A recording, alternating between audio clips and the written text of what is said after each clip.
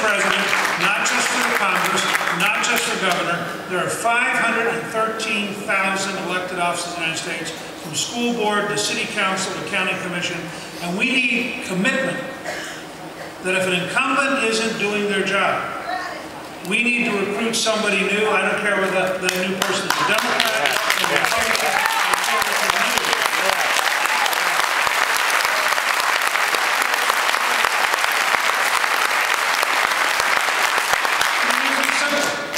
in the end, under our system, real power comes to the ballot box.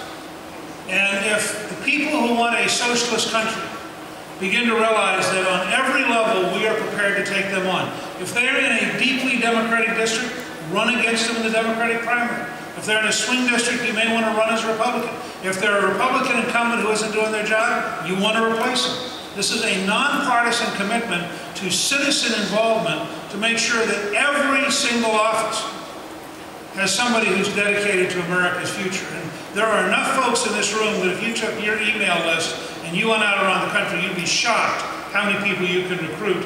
And when people tell you, I'm too busy, they're telling you how much they don't value their country.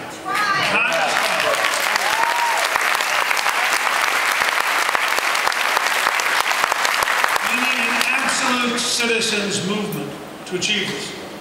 The second thing we have to do is we have to learn how to campaign effectively. We have to be as good or better than our competitors on the left at getting messages out and organizing people. There is no neighborhood in America that we should write off. There is no group in America that we should write off. There are no people. Look, even a hardcore liberal Democrat might wake up one morning and suddenly decide that they would like prosperity, they would like safety, they would like freedom. So you don't give up on anybody. You go out and you find every single person and you recognize that effective campaigning isn't the last 30 days. It's 365 days a year. I remember Lady Thatcher, after they won one of their great victories, at the victory party that night said, all right, we get to party tonight, 10 o'clock in the morning, we go back to work and start doing this again. We have to have the attitude that our country is worth our commitment to make sure that everybody is engaged. The last thing I'll say is we have to win the argument. It's very important to understand this. And Lady Thatcher said, first you win the argument, then you win the vote. Now, the great thing for us about the Obama presidency, as happened in 1993 with the Clintons, as happened in 1977 with Carter, is that the president is willing to make the argument so starkly that Americans look up, start to pay attention and go, that's wrong. So the president is actually helping us educate the American people. And we should encourage him to go on every talk show.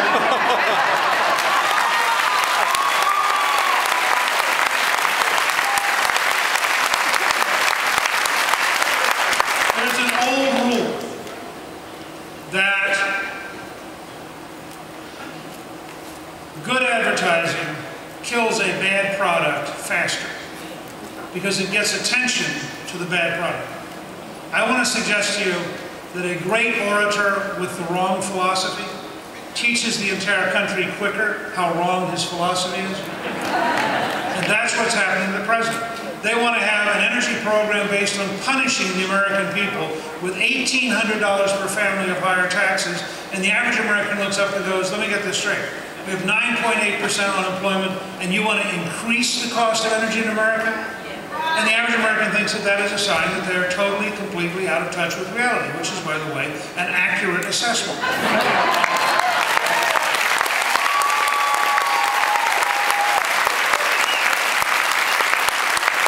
The Veterans Administration cannot get out of the checks for the additional $3,000 voted for returning GIs to go to college, and so college is having to borrow the money because the U.S. government bureaucracy can't deliver. The federal government can't organize the vaccine for flu, but they want to take over all of our health care. And the average American looks up and thinks, what planet are you living on that you would think this would work? Somebody who believes you could organize a national bureaucracy for 305 million Americans to take care of their health is a person who will believe almost anything, including their ability to go to Copenhagen and magically...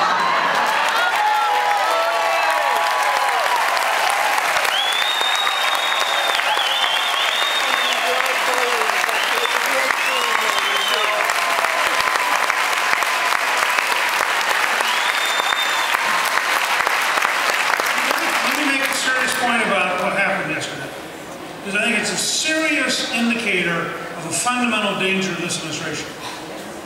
I remember when Atlanta got the Olympics. It was an extraordinary moment. And I remember the job Ambassador Andy Young did.